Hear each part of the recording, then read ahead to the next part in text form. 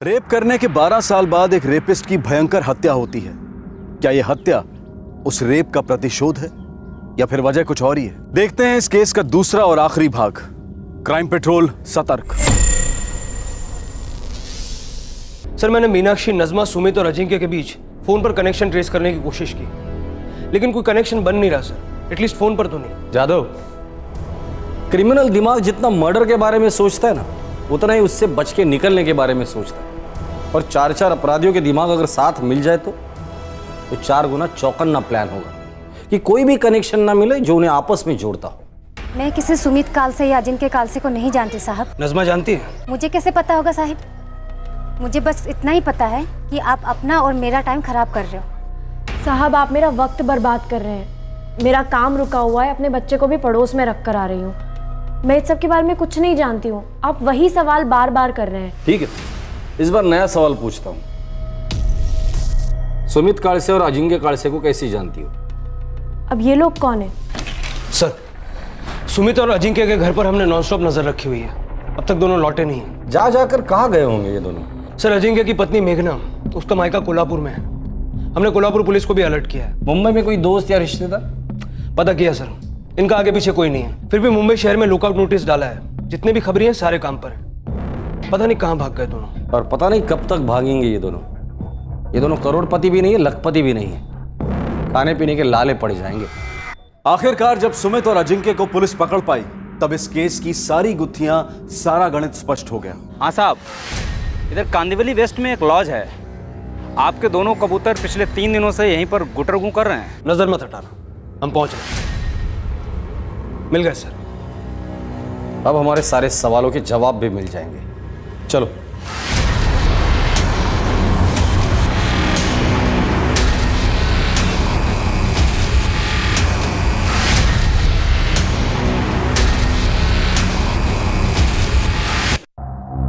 Laws का भाड़ा कभी दोगे भाई? हाँ हाँ दे देंगे भाई, आज ही दे देंगे। दे देना आज। हाँ, तो रूम का भाड़ा मांग रहे हैं। तेरे पास कुछ भी नहीं है क्या? दादा, अगर मेरे पास होते तो अच्छा नाश्ता नहीं किया होता। दादा, मैं कहता हूँ खिड़की से उतरकर भाग चलते। पुलिस पागलों की तरह ढूंढ रही है हमें। यही रहते हैं, यहाँ कोई नहीं पहुंच सकता।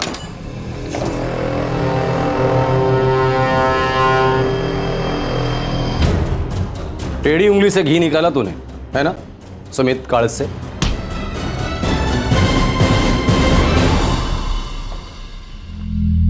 साहब, हमने कुछ नहीं किया साहब। नाविद तो मेरा खास दोस्त था साहब। जादव, एक बात समझ में नहीं आई। हर क्रिमिनल अपने गाने की शुरुआत इसी बेसुरे आलाप से क्यों करता है कि मैंने कुछ नहीं किया। फिर ऑर्केस्ट्रा कंडक्टर की तरह हमें हाथ में लकड़ी लेनी पड़ती है और फिर हम करते हैं सही ट्यूनिंग ऐसे। सुमित महाराज, आपके तानपुरे की एक तार वैसे भी टूटी हुई है। अगर हम रिपेयर करने जाएंगे ना तो पूरा तानपुरा खोलना पड़ेगा। साहब रुकिए, नाविद को हम नहीं मारा। ये हुई ना बात। चलो गाओ, शुरू करो जुगलबंदी। लेकिन याद रखना, एक भी सुर गलत लगाना तो सही ट्यूनिंग हम करेंगे। गाओ। हम लोगों से वर्तमान में मिलते हैं, वर्तमान में दोस्तियां बनती हैं और वर्तमान में किए गए उनके बर्ताव के आधार पर हम लोगों के बारे में अपनी राय बनाते हैं। और फिर अचानक अतीत का साया अपना फन उठाता है। उस शख्स को हम एक अलग सूरत में देखते हैं और यह सूरत हमारे अंदर एक डर को आग देती है। एक सवाल चील की तरह मंडराने लगता है कि क्या यह शख्स अपने अतीत की हरकत को दोहराएगा? क्या इस बार पीड़ित हम या हमारे चहीते होंगे? साहब, मैंने आपको बताया था साहब, मेरी नाविद से दारू के अड्डे पर दोस्ती हुई थी। मैंने उसको मेरे साथ अपनी फैक्ट्री में काम पर भी लगवाया था। उसके पास सोने के लिए भी जगह नहीं थी साहब। चल भाई, अब मस्त घर जाऊंगा, नहाऊंगा, धोऊंगा, 2 घूंट मारूंगा और सो जाऊंगा। तेरा सही है यार, किस्मत वाला है, घर-वर है, फैमिली है। मैं तो यहीं सो जाऊंगा यार। क्या बात कर रहा है नाविद? तेरा घर नहीं है? माँ बाप, बीवी, बच्चे? माँ बाप हैं यार, गाँव में है। एक बीवी थी, छोड़ छाड़ के भाग गई किसी के साथ। बस भाई अपना तो खाना पीना सोना यहीं सड़क पर है। सुमित भाई, यार कोई खोली वोली हो तो बताइए। अरे बस क्या यार, ज़रूर बोलूँगा, तुझे मिल जाएगी खोली। आ जाओ, ये देखो घर। देख, हर महीने के 1 तारीख को मेरे को भाड़ा मांगता है। 1 तारीख का 2 तारीख भी हुआ ना तो 3 तारीख को ये घर खाली करने का। पहले ही बोल। बिल्कुल नहीं होगा पवार बाबू। अरे और बहु, मैं गारंटी ले रहा हूँ ना, ये मेरे साथ में ही काम करते हैं और मैं भी तो आपके बगल में ही रहता हूँ। आप 12 साल से जानते हैं मेरे को।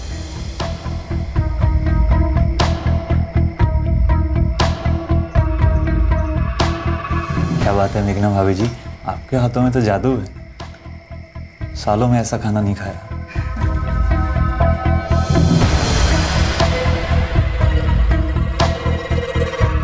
पहले मुझे कुछ भी आइडिया नहीं थी साहब कि ये नावेद कैसा है, और ऐसा है तो क्यों है। मैं उसको शरीफ समझता था साहब।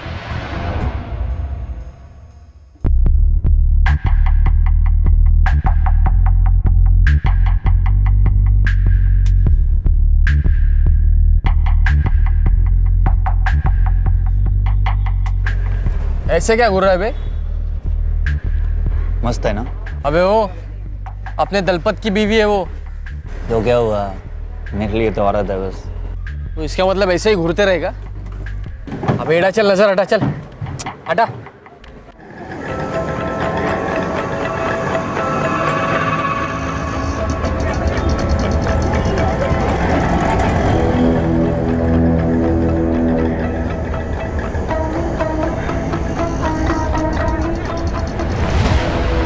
बस बस बस बस। ओए, वो छमिया कौन थी?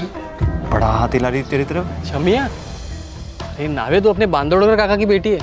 बच्ची थी तब से जानता हूँ मैं उसको। लेकिन अब तो बच्ची नहीं है किसी भी एंगल से। ए नावेद, अपनी नज़र पर लगाम दे, समझा? अपने दिमाग को पागल घोड़े की तरह दौड़ा मत, नहीं तो गिरकर टांग टूट जाएगी तेरी। और लंगड़े घोड़े को ना अक्सर ठोक देते हैं। मेरे भाई ऐसे ही देख रहा था, सच बोल रहा हूँ। वो भी कहाँ घोड़े दौड़ाने लगा और घोड़े चढ़ाने भी लगा मुझ पर।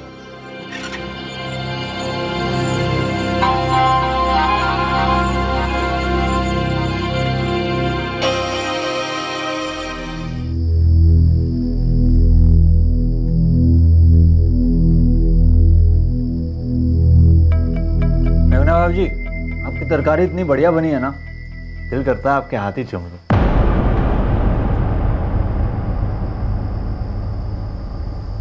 अब सुमित का दोस्त था, कभी कुछ अजीब सा बोलता था, हम लोग उतना दिल पर नहीं लेते थे। लेकिन बाद बाद में वो थोड़ा ज़्यादा करने लग गया साहब। सुमित का नावेद बेग ने तुम्हारी भाभी मेघना के साथ कुछ करने की कोशिश की थी?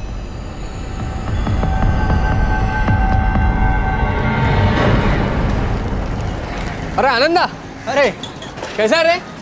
जकास रे। चल कटिंग मारते क्या? नहीं, मेरे को कोई काम है, मैं मिलता हूँ तेरे से।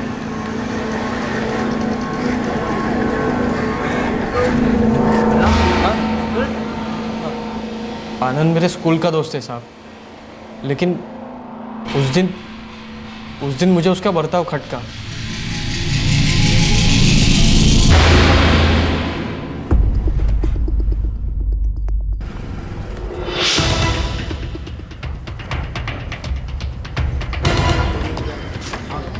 काकू पहचाना क्या?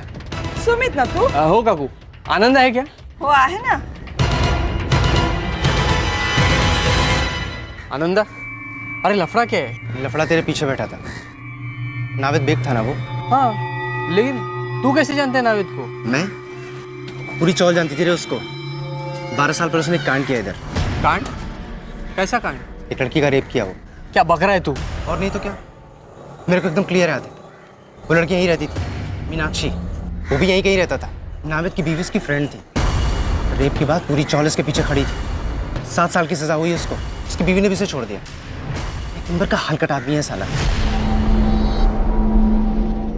आनंद के खुलासे ने सुमित को पूरी और बुरी तरह से झकझोर कर रख दिया था। उस पल से सुमित नावेद की हर हरकत को शक की नजर से देखने लगा था। नावेद के साथ बिताया हुआ हर लम्हा उसे घिनौना लगने लगा था। अब सुमित के जहन में एक डर का बीज उगने लगा और बड़ी तेजी से इस बीज की जड़ें मजबूत होने लगी। सुमित अब नावेद के डर के साए में रहने लगा कि कहीं नावेद फिर से अपना पुराना जुर्म ना दोहरा दे। दादा, मुझे इसकी हिस्ट्री मालूम होती तो इसके साथ दोस्ती क्या दुश्मनी भी नहीं करता। देख, मैं तुझे कहने वाला था कि मुझे इस नावेद की नजर और जुबान दोनों गड़बड़ लगती है। अब तो सवाल ही पैदा नहीं होता कुछ कहने सुनने का। उसके साथ अपना वास्ता ही खत्म कर दे। सुमित, आज नावेद को नहीं लाया खाने पर? मैं देखती हूँ। तू बैठ। सुमित, तू देख। क्या भाई सुमित, मेरे को काम से लिए भी नहीं आ गया तू? भाई पेट में चूहे दौड़ रहे हैं। क्या बनाया भाभी ने? एक नावेद, आज के बाद इधर आना मत और मेरे से बात भी मत करना। चल निकल यहाँ से। क्या हो गया सुमित? बोला ना, बात भी नहीं। चल फुट। अरे फुट।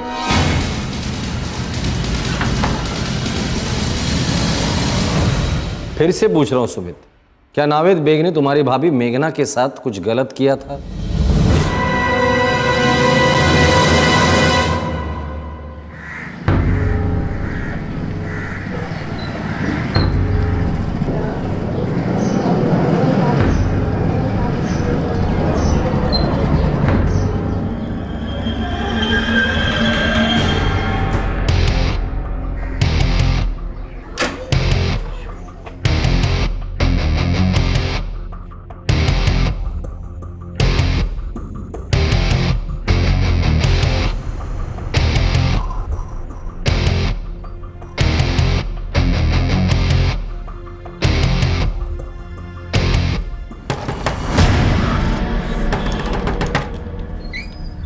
क्या बात है सुमित, इतने जोर से क्यों दरवाजा खटखटा रहे हो?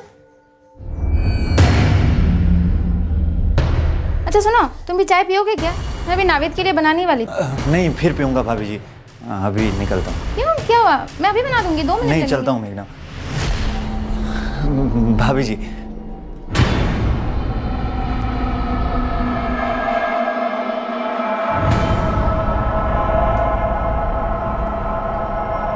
सुमित, तीसरी और आखिरी बार पूछ रहा हूं मैं, क्या नावेद बेग ने तुम्हारी भाभी मेघना के साथ कुछ गलत किया था?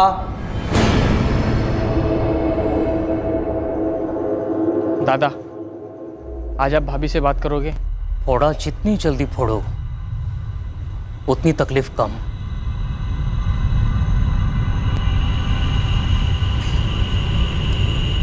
मेघना, कल सुबह तू कोल्हापुर चली जा तेरी आई के घर।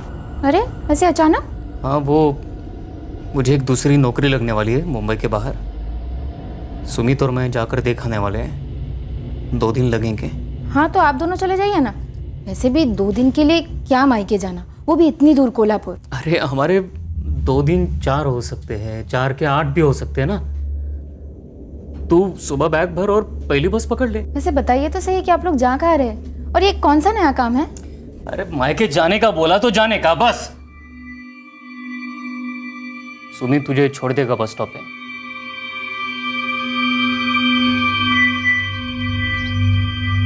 सुनिए, दोनों संभल के जाना, ख्याल रखना अपना। हाँ हाँ, तू टेंशन मत ले। अच्छा एक बात बताइए ना, आप लोग कहाँ जा रहे हैं? दिल को शांति मिलेगी। अरे 1 हफ्ते बाद जब लौटेंगे ना तब सब बता देंगे। तू जा अभी।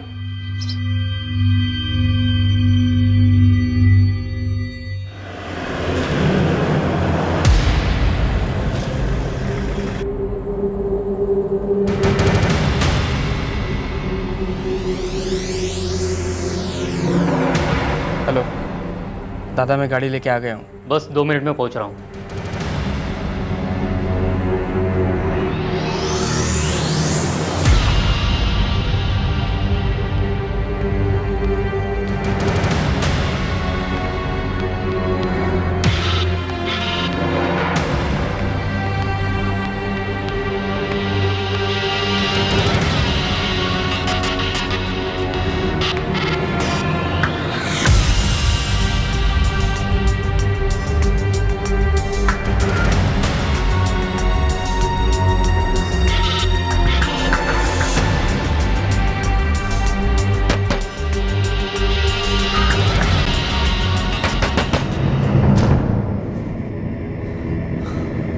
अरे रात को सूरज कहाँ से निकल गया भाई?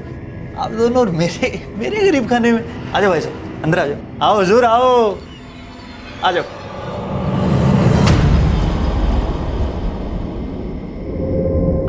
भाई सुनिए, जो बात मैं खुद भूल जाना चाहता हूँ मेरे भाई को मैं दुनिया को क्यों बताता फिरूं? क्यों भाई साहब?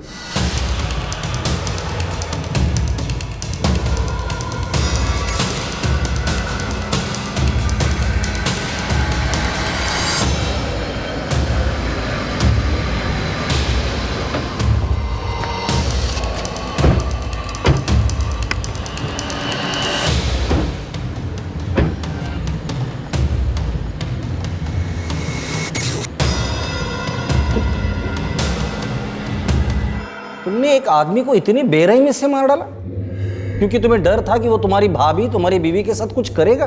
साहब मुझे तो बाद में पता चला कि उसने रेप किया है। साहब उसके पहले भी मैंने देखा था, वो औरतों को गंदी नजर से देखता था। पब्लिक प्लेस में औरतों को गंदी नजर से देखकर परेशान करने की सजा कानून देता है। तुमने तो उसे सजाए मौत ही दे दी। तो क्या करते साहब? चुपचाप बैठे रहते कि कब वो आएगा और कब इसकी भाभी के साथ कुछ करने की कोशिश करेगा? बेवकूफ वाली बात मत करो। अगर तुम्हें उसके बर्ताव से कुछ प्रॉब्लम थी तो अपने बीवी को आगाह करते थे। अगर ऐसी वैसी हरकत करता तो पुलिस में रिपोर्ट करते। मारने की क्या जरूरत थी? साहब जो आदमी अपनी पत्नी की सहेली का अपने ही घर में बलात्कार कर दे, वो दूसरों की पत्नियों और बहनों के साथ कुछ भी कर सकता है साहब। लेकिन उसे मारने का हक किसने दिया तुम्हें? अपने डर को मारने के चक्कर में तुमने एक आदमी को ही मार डाला। तुम दोनों के डर ने तुम दोनों को भी क्रिमिनल बना दिया, जिसकी सजा तुम्हें जरूर मिलेगी। और कुछ सालों बाद जब जेल से छूटकर बाहर आओगे ना, तुम्हारी तरह दो भाई तुम्हें देखकर ये सोचेंगे कि इन्होंने एक आदमी को मारा था, तो ये शायद हमें भी मार सकता है। और वो तुम्हारे खून के प्यासे हो जाएंगे, खत्म कर देंगे तुम दोनों को। तब कैसे रहेगा?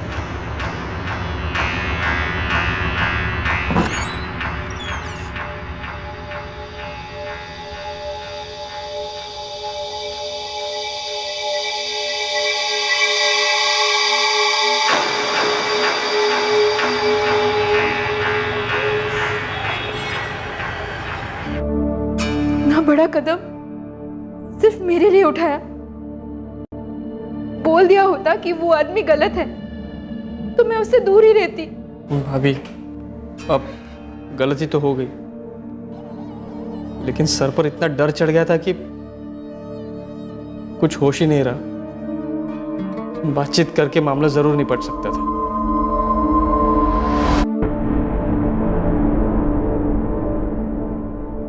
दोनों भाइयों सुमित कालसे और अजिंक्य कालसे को आईपीसी की धारा 302 के तहत हत्या के लिए, धारा 120 बी के तहत क्रिमिनल कॉन्स्पिरेसी के लिए और धारा 201 के तहत डिसअपेरेंस ऑफ एविडेंस के लिए बुक किया गया है। फिलहाल दोनों को जुडिशियल कस्टडी में भेजा गया है। यह सोचकर किसी व्यक्ति की जान लेना कि वो एक बार जुर्म कर चुका है तो वो आगे और भी जुर्म कर सकता है, यह अपने आप में एक विकृत सोच है। जुर्म का जवाब जुर्म कभी नहीं हो सकता।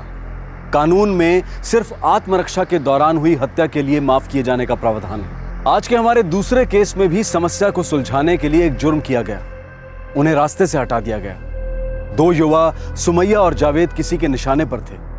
आइए देखते हैं हमारा आज का दूसरा केस।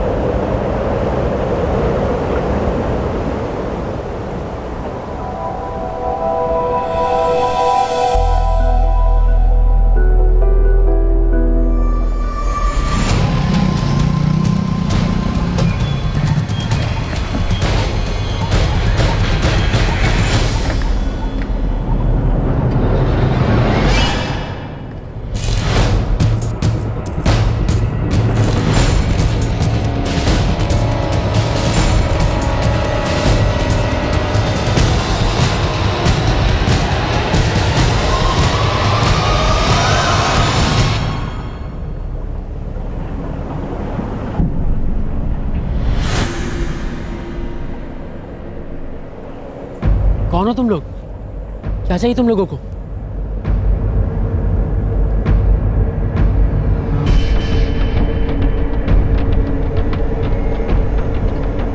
कौन है आप लोग?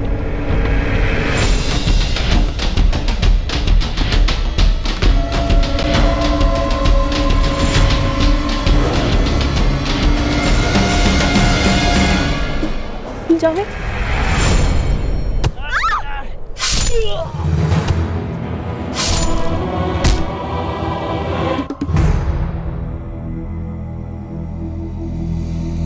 किसी को डर था, ये डर कि ये लड़का और लड़की कहीं हमेशा के लिए एक दूसरे के ना हो जाएं। उनका ये रिश्ता किसी को कांटे की तरह चुभ रहा था और इस डर, इस चुभन को मिटाने के लिए ये हैवानियत बरती गई। इस डबल मर्डर के कुछ देर बाद जब किले का वॉचमैन राउंड पर निकला, तब उसकी नजर इन 2 लाशों पर पड़ी और उसने फौरन पुलिस को इन्फॉर्म किया।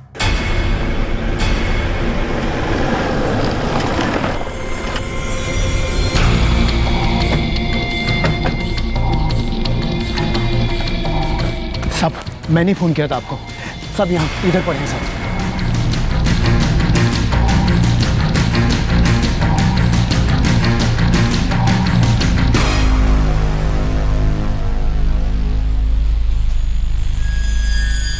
आइए साहब। ये देखिए साहब, मैं तो राउंड पर निकला था साहब और वहां से आ रहा था साहब।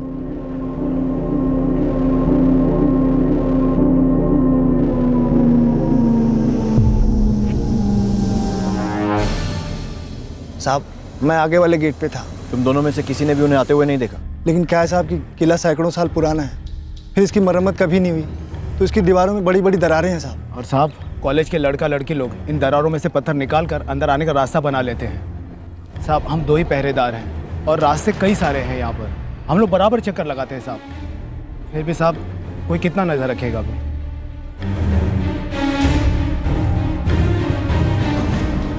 तुम लोगों में से किसी ने कुछ देखा या सुना? नहीं सर।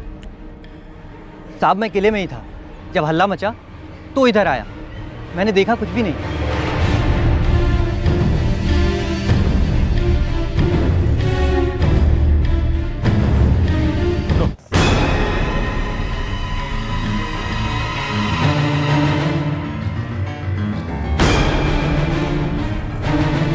सर इस मर्डर में पक्का फावड़ा इस्तेमाल हुआ। इसके एंड का शेप बिल्कुल वैसा ही है जैसा फावड़े में होता है। नहीं साहब, हमने यहाँ से किसी को भागते हुए नहीं देखा है। साहब किला बहुत बड़ा है, किले में जगह जगह बड़ी बड़ी दरारें हैं, शायद उन दरारों से भागा होगा। बॉडीज पर बहुत गहरे घाव हैं, किसी धार वाले भारी औजार का इस्तेमाल हुआ है। फावड़ा? खोपड़ियां बुरी तरह से फ्रैक्चर्ड हैं, डेथ ऑन द स्पॉट हुई होगी।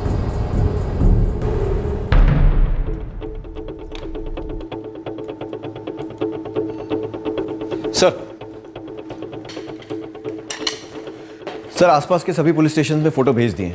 अभी तक कोई मिसिंग कंप्लेंट्स नहीं आई हैं जो दोनों से मैच करें। इतनी जल्दी कोई मिसिंग कंप्लेंट करने आएगा भी नहीं, क्योंकि बॉडीज को मिले अभी हमें 2 घंटे भी नहीं हुए। सर किले के वॉचमैन ने ना तो उन दोनों को अंदर जाते हुए देखा और ना ही इन किलर्स को भागते हुए। एक युवा जोड़े का किले के अंदर मर्डर, कोई आइडेंटिफिकेशन नहीं, सेलफोन भी नहीं। सर अगर ये लूट का केस है तो इन दोनों को इतनी बुरी तरह क्यों मार डाला गया? लूट के लिए मर्डर या फिर मर्डर को छिपाने के लिए लूट, ये कहानी राउत तब तक आगे नहीं बढ़ेगी जब तक इन दोनों में से किसी के घर वाले सामने नहीं आते। The number you have called is currently switched off. Please try again later. क्या हुआ? बात हुई जावेद से? फोन स्विच ऑफ आ रहा है। दोस्तों से गप्पे मार रहा होगा। वैसे कहकर तो गया था ना कि शायद सुबह लौटेगा। कम से कम फोन कर देना चाहिए। कितना समझाया है। आने दो नवाबजादे को सुबह। इतना डांटूंगा। हाँ हाँ, सुबह नवाबजादे आपकी गरम डांट खाएंगे, पर फिलहाल आप खाना खा लीजिए, ठंडा हो रहा है। आइए।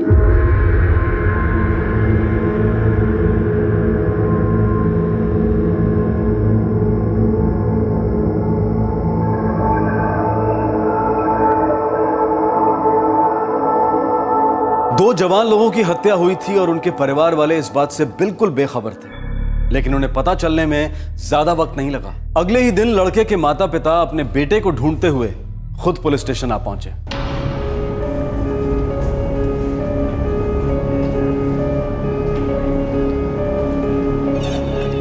सर किरगेवाड़ी से याकूब शेख और शाहीन शेख आए। उन्हें लगता है कि किले में जिस लड़के की लाश मिली है वो शायद उनके बेटे जावेद खान की है।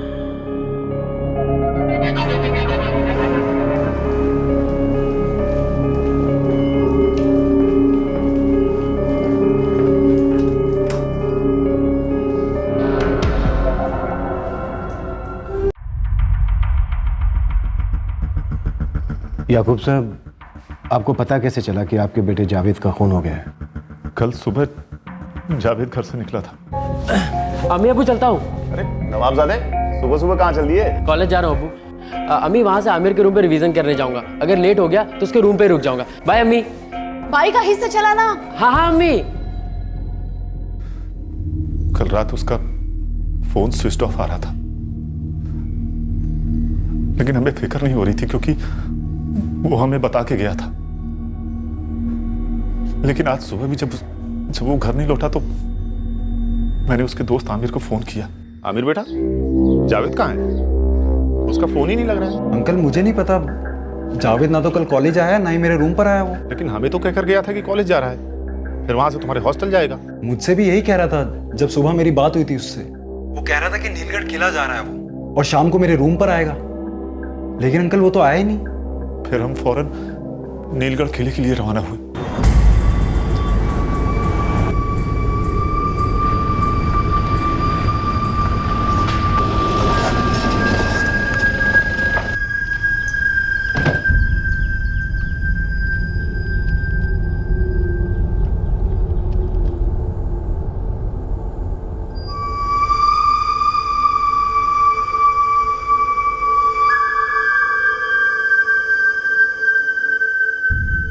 बाईस साल का लड़का है, गोरा सा, ब्लू जीन्स और रेड व्हाइट लाइनिंग शर्ट पहनी हुई है। आप मेरी बात मानो तो जल्दी से शाहपुर पुलिस स्टेशन पहुंच जाओ।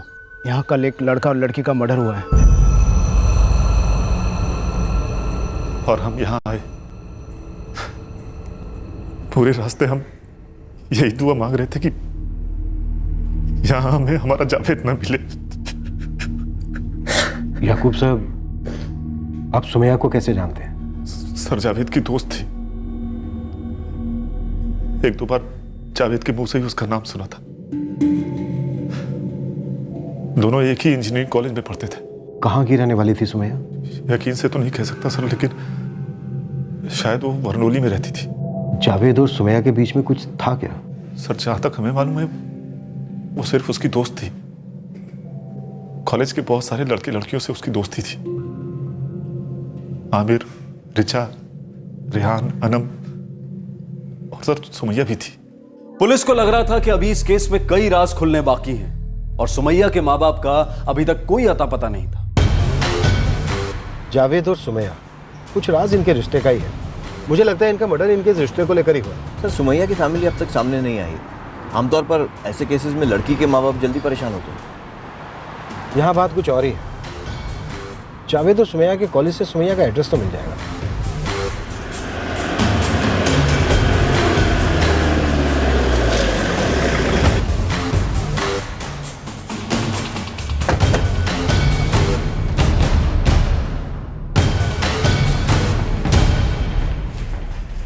It's really shocking sir. दोनों ही ब्राइट स्टूडेंट्स थे।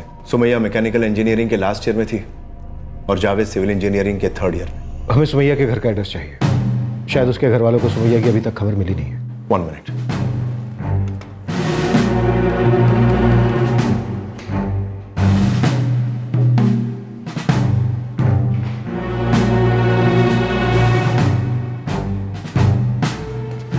Thank you.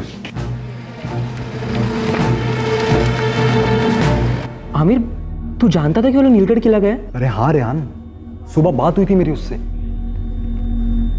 अनम, सुमैया से तेरी कोई बात हुई थी क्या? किस बारे में? उसने अपनी कोई टेंशन या कोई प्रॉब्लम शेयर की थी? यार उसने तो ऐसा कभी कुछ नहीं बताया और उसे देख के भी ऐसा कुछ लगा भी नहीं था। क्यों रिचा? हाँ, मुझे भी कभी ऐसा कुछ नहीं लगा। समझ नहीं आता कोई उन दोनों को क्यों मार डालेगा। आई तो जस्ट विश जिस किसी ने भी ये सब किया है ना, वो जल्द से जल्द पकड़ा जाए।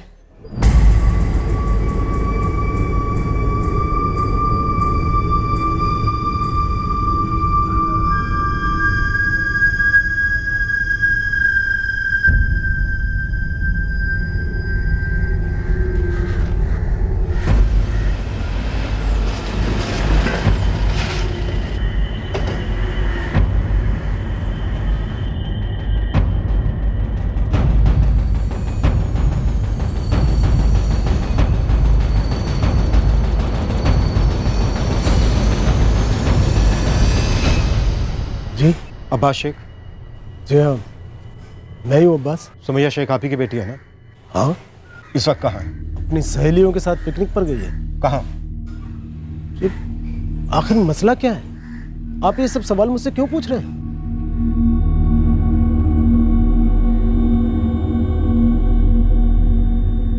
ये कौन है? इरफान, मेरा बेटा। मतलब सुमैया का छोटा भाई? हाँ, लेकिन आप ये बताने की तकलीफ करेंगे कि ये सब सवाल आप मुझसे क्यों पूछे जा रहे हैं? अब्बास साहब, पहले हमारे सवाल तो पूरे होने दीजिए। आपकी बेटी अपनी सहेलियों के साथ पिकनिक पर कहाँ गई है? मुझे नहीं पता, सिर्फ इतना कहकर गई है कि 3 दिनों के लिए अपनी सहेलियों के साथ कहीं बाहर जा रही है। कैसे हो तुम आजकल के बच्चे? ऐन वक्त पर प्लान करते हो, फिर पूरे घर में भागदौड़ मचाते हो। आखिरी समय में भागदौड़ करने का मजा ही कुछ और है। सब सामान रख लिया? कुछ भूली तो नहीं ना? अरे नहीं अब्बू, अम्मी को बताना भूल गई। आप बता देंगे ना? अच्छा, तो कब लौटेगी? आज 19 तारीख है तो 3 दिन 22 तारीख को आ जाऊंगी। बराबर से खाना? हाँ, बराबर से खाना भी खाऊंगी, अकेली बाहर नहीं जाऊंगी और अपना ख्याल भी रखूंगी। हाँ, ठीक है? ठीक है। अब वो कभी वापस नहीं आएगी। क्यों? सुमैया का खून हो चुका है।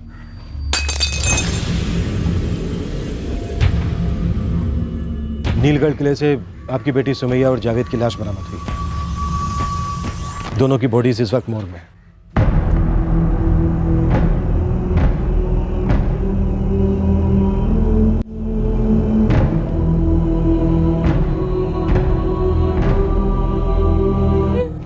ये मेरे भाईजान इरशाद,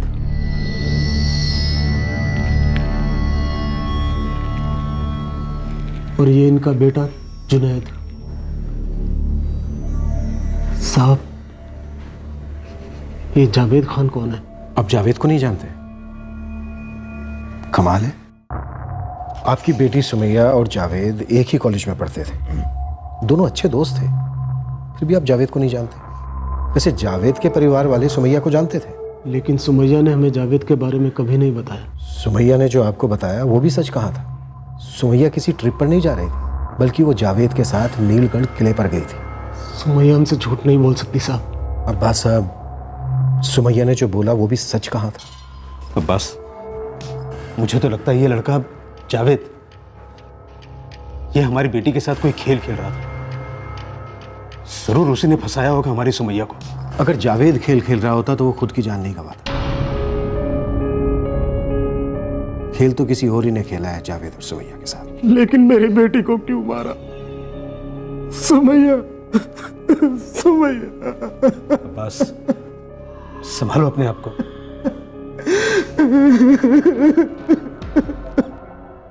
राउत, लगता है दोनों के परिवार वाले बहुत कुछ छिपा रहे हैं, खोदना पड़ेगा। परिवार वाले तो कुछ बोल नहीं रहे हैं। एक काम करते हैं, दोस्तों से शुरुआत करते हैं। जिस दिन जावेद और सुमैया का मर्डर हुआ था, जावेद ने अपने दोस्त आमिर से बात की थी। जावेद नीलगढ़ किले में है, ये बात भी आमिर को पता थी। हो सकता है आमिर और भी बहुत कुछ जानता हो जो दोनों की फैमिलीज नहीं जानती। हेलो जी, जी आता हूं।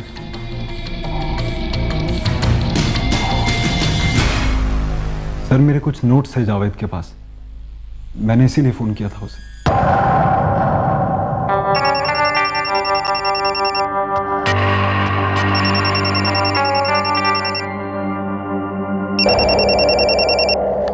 हाँ आमिर बोल। हाँ जावेद, अरे वो नोट्स दे दे यार, मैं कब से मांग रहा हूँ तुझसे। हाँ यार, नोट्स मेरे बैग में ही है, शाम को आते वक्त पक्का ले आऊंगा। अरे तू थोड़ा जल्दी नहीं आ सकता क्या भाई? असाइनमेंट कंप्लीट करना है मुझे अपना। यार अभी तो नहीं आ सकता, प्लीज सुमैया के साथ हूँ, हम लोग नीलगढ़ किला जा रहे हैं। क्या कर यार। हाँ चल ठीक है, जायश कर। और बाद में वो तुझसे मिला नहीं, क्योंकि जावेद और सुमैया की हमें लाश मिली। मुझे अगले दिन पता चला सर इस बात। वो शाम को तुझसे मिलने वाला था लेकिन नहीं मिला, फिर भी तूने एक कॉल करना उसे जरूरी नहीं समझा? सर मैंने उसे कहीं कॉल किए, लेकिन उसका फोन स्विच ऑफ जा रहा था। मुझे लगा उसने कोई और प्लान बना लिया होगा। प्लान तूने बनाया, क्योंकि तुझे, सिर्फ तुझे मालूम था कि वो नीलगढ़ किला जाने वाला। जावेद मेरा दोस्त था, मेरा बहुत अच्छा दोस्त। तो फिर तुझे तेरे इस अच्छे दोस्त की कौन सी बात बुरी लग गई कि दोस्ती दुश्मनी में बदल गई? क्या बात कर रहे हैं आप? मैं और जावेद बहुत अच्छे दोस्त थे सर। सर हम साथ साथ पढ़ते थे। वो कितनी बार रात को मेरे हॉस्टल रूम में रुका है सर। मेरी जावेद से कोई दुश्मनी नहीं थी सर। तो फिर किसकी दुश्मनी थी जावेद के साथ, जिसने उसे इतनी बेरहमी से मार डाला?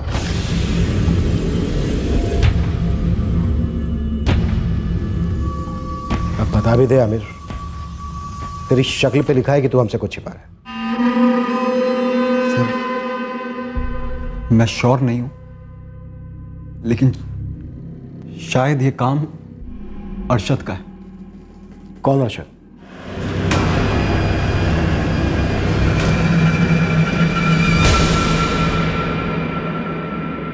इस अरशद की क्या दुश्मनी थी जावेद के साथ या सुमैया के साथ? अनम, तू जानती थी ये बात और तू मुझे अब बता रही है? यार मुझे थोड़ी ना पता था इतना सब कुछ हो जाएगा। वो तो एक दिन आमिर की बात निकली और सुमैया ने मुझे बता दिया था। तुझे क्या लगता है आमिर ऐसा कुछ कर सकता है क्या? सर अब मैं क्या बताऊं आप? सच, सिर्फ सच।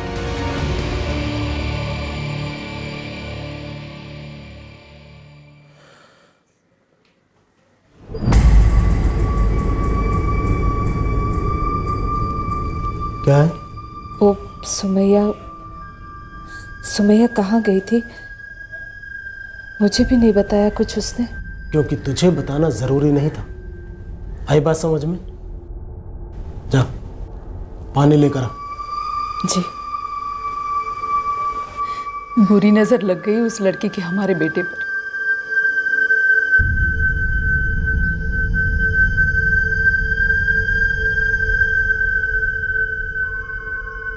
अब बोल भी दे आमिर। सर अरशद और जावेद के बीच पुरानी दुश्मनी थी। पुरानी दुश्मनी?